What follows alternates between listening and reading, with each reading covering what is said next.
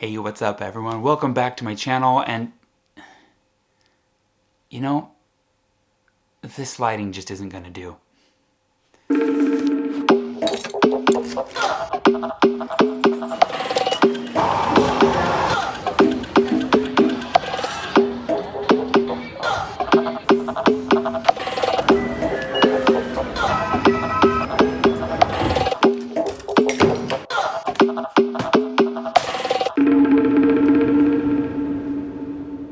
So much better. Okay everybody, now welcome back to my channel. So if you're watching this, I have some big news that I'm ready to finally share. Some of you know, some of you don't, but I have moved to Japan. I now live in Tokyo, Japan. This is my home. And today's video is just gonna be a little bit of a tour, a dorm tour if you will. In previous videos you saw that I talked about going back to college. What I didn't say is the college I was going to is a university in Tokyo. I was stuck in California for the longest time waiting for the borders to be reopened because of the whole pandemic going on. They finally opened the borders for students to be able to come in, and I jumped at the opportunity the second that they did, flew over, and now here I am. For those of you who are also future students of Temple University Japan, that's the university that I go to, this video might be interesting to you because I'm going to be giving a dorm tour of the Musashi Kosugi dorm, which many of you may actually stay at in your first semester when you come here. So without further ado, here's the Musashi Kosugi dorm in, well, Musashi Kosugi. So the dorm is located inside of Kanagawa Prefecture. It's a 7-story apartment building, and it houses not only Temple University students, but students from several other universities and also some surrounding high schools. Each school here is separated by different floors. When you walk in, almost right away you're greeted with the mail room, so as you get any mail sent to you or whatever, they'll end up here and you can pick it up. I didn't actually live at the dorm long enough to receive anything. We also have the laundry on the first floor, which we have access to. It costs 200 yen or roughly $2 to wash and about 200 yen or roughly $2 to dry. The dorm actually provides bedding for your beds, so whenever you need new bedding, you just bring your old ones down, toss them in the laundry, and pick up a new set to take up to your room. On the first floor, there's also a gym that you can use for any kind of workout that you might need. I personally joined a local gym just because I like being in the environment of other people working out, but this has pretty much everything you need. On the main floor is the common area, which everyone in the building is free to use. There are plugs everywhere and Wi-Fi is available downstairs too, so if any of your classes are still online, you can hang out down here in case you don't feel like being in your room. There's also a cafeteria that serves breakfast and dinner 5 days a week, Monday through Friday, if you want to purchase that instead of making your own food. There are also vending machines for if you want a quick bite or something to drink, as well as a kitchen down on the first floor that you can cook at just in case the kitchen up on your home floor is busy.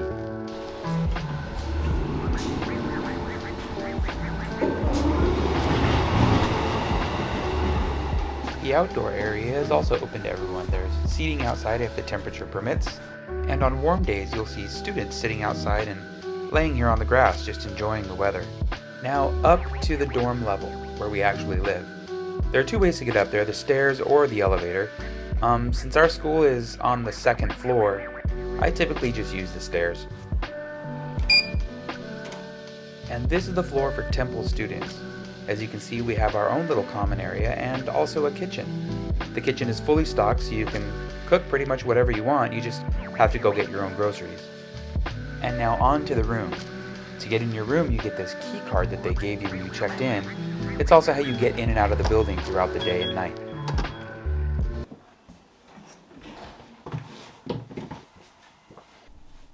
And now for the tour. The grand tour. Okay, so here's the tour of the place. Let me just whip it around and show you. So as you can see, this is a little entryway that we came in. Leave your shoes here. Got little house slippers for walking around and actually out in the dorm area. And you have this little closet for whatever you want. I do use it for pretty much shoes and camera stuff, a couple of other things. But we've got a little umbrella holder. It does rain a lot here. And moving on here, we do have the little bathroom, which is very, very little. This is pretty common in Japan, but it does everything it needs to do, right?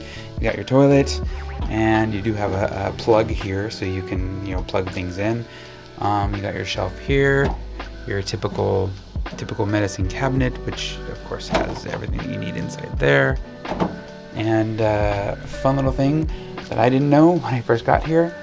But when you are using this, just for those coming so you don't get yourself all wet the way I did, down is your faucet and up is your shower.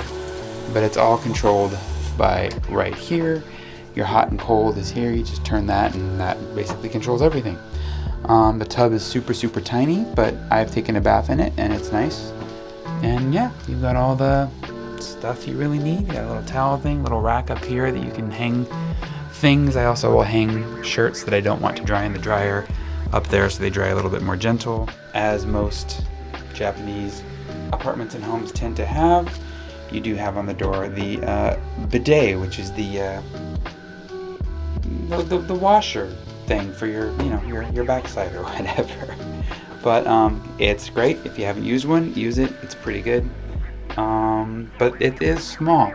As you can see, the bathrooms here are super, super tiny. I mean, wall to wall. I can't even, you can see it's pretty small. But like I just showed you, it has everything that you need. It's fine. I mean, you'll get used to it. You'll learn how to minimize and compact everything down in a way that fits for you. But it's fine. I like it. And if you're living in Japan, unless you have a ton of money, you're going to be in a place that has probably a pretty small bathroom. Maybe a little bit bigger than this, but a pretty small bathroom. Size reference for the fridge. Mini. Very mini.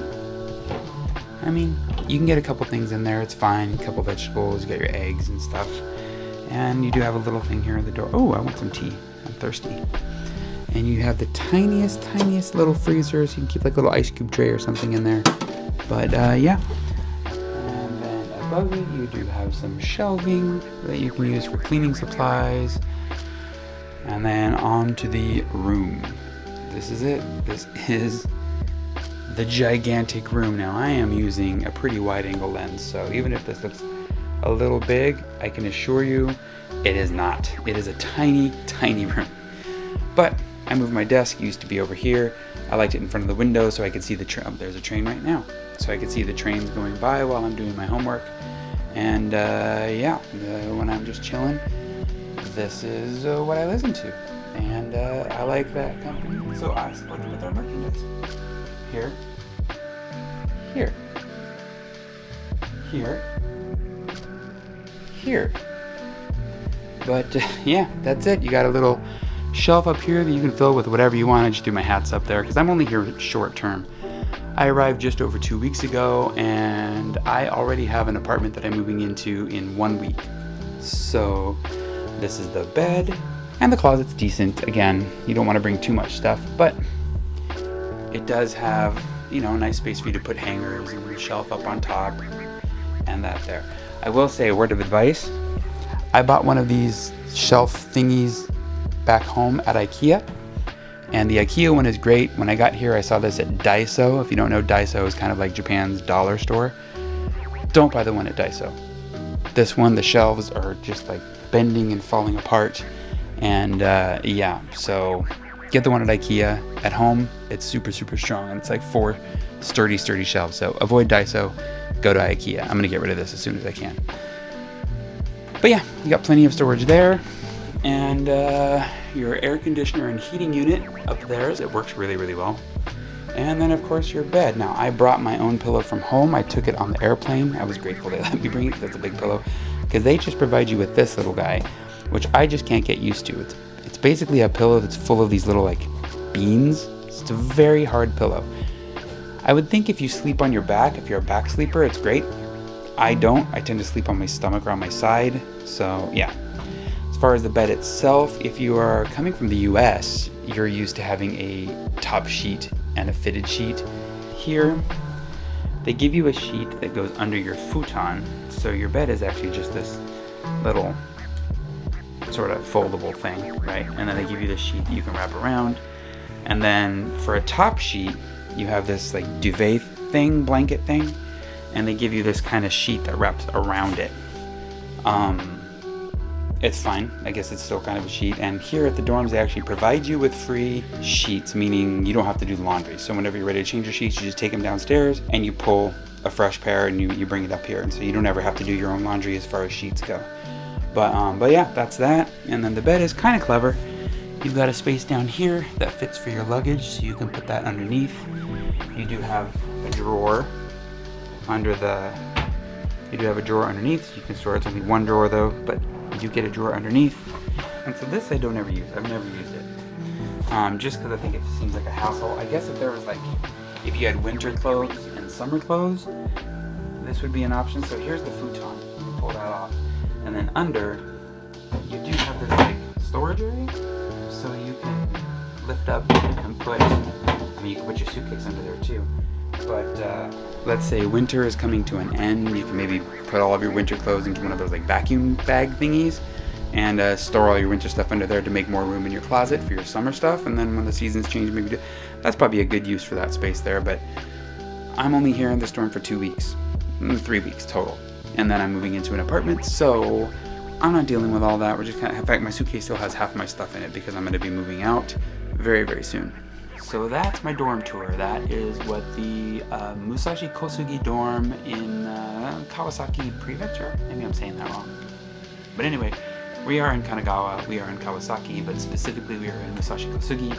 That is where this dorm is, and that's a little tour of the place. If you guys have any questions, if you guys are coming, definitely drop those in the comments below, and I will check them out and answer what I can for you. Most of you that are seeing this are probably going to be first-time students coming to Japan, and you will have to stay at the dorm for the entire first semester. That's typical of what happens. So if you're assigned to Musashi Kosugi, this is basically what you can expect. It's a cool place, it's a lot of fun.